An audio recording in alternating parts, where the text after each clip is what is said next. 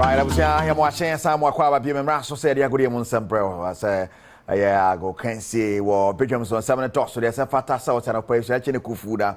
Yeah, bro, was that quite so, and of course, and I feel them on same actually kufuda, bro. Sergio Manocho, Bernard Padibo, me producers, Kid Wanagasani, Eric Asidu, whatever shall say, they feel the English Premiership and a match back. Next year, you feel, told you, Manchester United fans and I'm on 13th defeat of a season.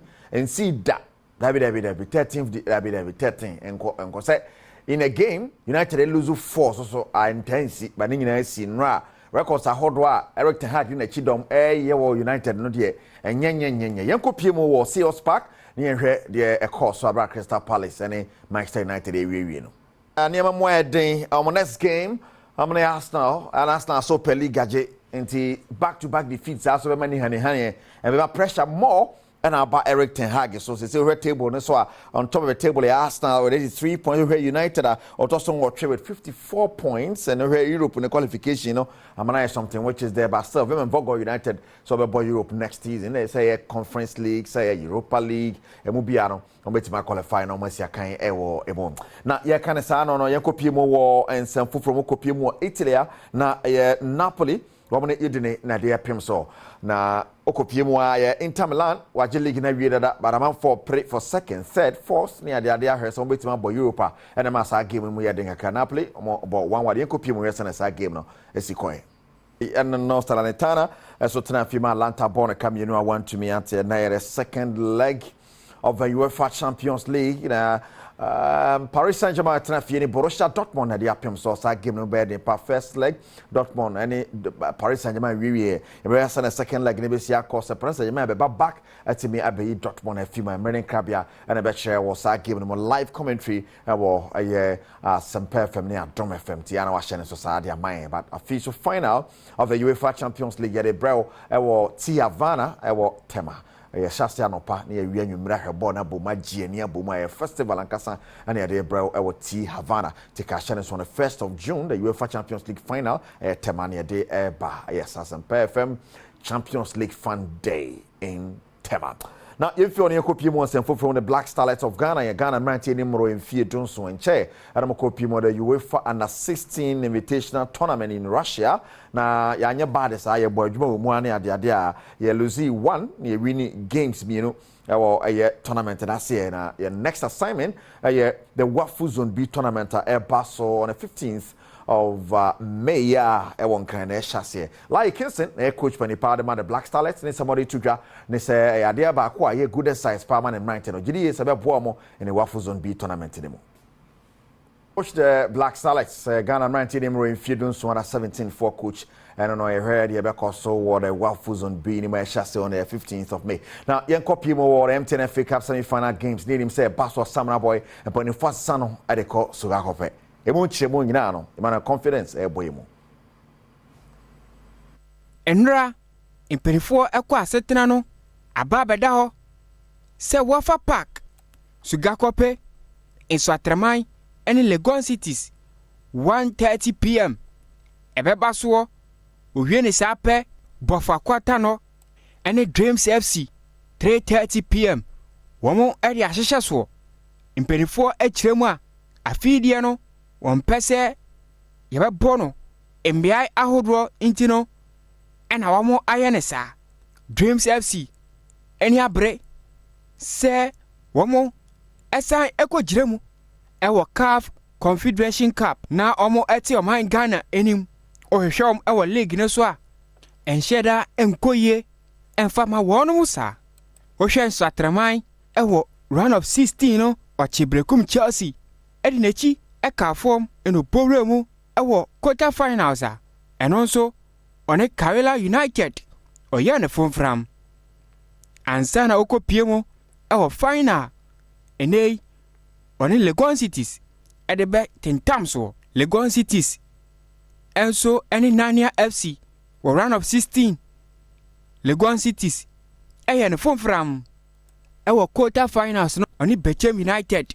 Legon Cities eche no bono enei Dreams FC enso ewo round of 16 eche Kufoidia Simpe eche no ene wodi be piemu ewo quarter finals a ɛno nso wɔkye soccer intellectuals ɛhyɛ no ɛnɛ wɔn wɔde abɛpiem bɔfa kwata no wɔ round of 16 ɛkye Wa Power ɛde n'akyi ɛka fam ɛwɔ quarter finals no ɛso atraman ɛsa bɔ ne homɔden ɛkye Sky FC bo no ɛnam soɔ ma wɔde bɛpiem teams ahodoɔ ne nyinaa ɛne abre sɛ wɔbɛgye sika ɛda soɔ no ɛne kuru ɛda soɔ no na wɔde akɔgyina Ghana nan mu ɛwɔ CAF Confederation Cup.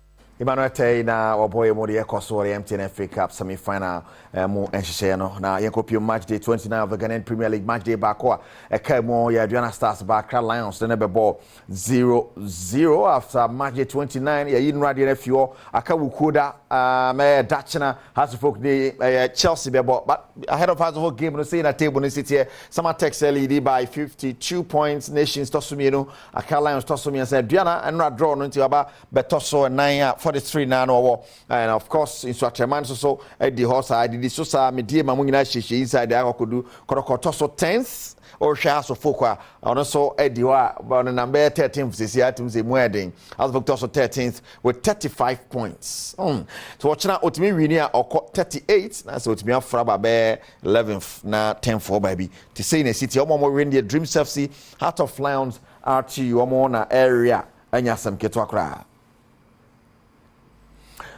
Now, if you want to copy my letters, more sunny, copy more and na yani kasam. In fact, over the weekend, Ghana 4x100 relay team and Afema qualify for the Olympic Games. Now, no, Vice President demand Ghana Athletics Association right Charles SBD at the Shadia Stronko Emma Obibia obeti me aboa brante na moment ma prepare ye ba na sika from Bible from Bibia from say ye fanta match se na ba ya met ma copy Olympic Games na say akwakote anim. Say ye wo products be now as we speak as I say you started the future champions. Now the future champions no one more senior high schools, the champions no one more universities, your best corporate Ghana. Now one more sacrifices so much. Mr. Meka, many so be say to me qualify for World Cup. Now you to me mama packages are. I think these guys have done well. And corporate Ghana. Look, Prof, yenye mane nyefe. On my biswa, by now, corporate Ghana is making announcements on investment in these athletes. Unfortunately, I say atia, obeka say a travesty of justice. Obeka say yimuno hardwene. But you can't blame them, you can't blame anybody. Mesre, we need resources to make these athletes better.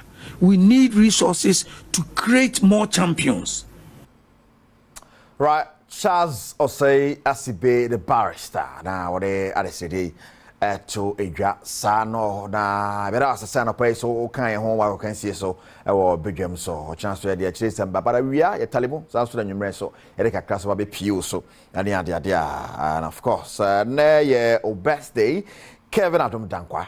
Mr. Philip Dankwa Bano. Now, of course, school was St. Peter's Mission School East Legon. And then Kevin would do birthday. Happy birthday going out to you. Daddy say, Yamisha, non ton and be a good boy. Yes. So now, bookworms is in 9. I feed you.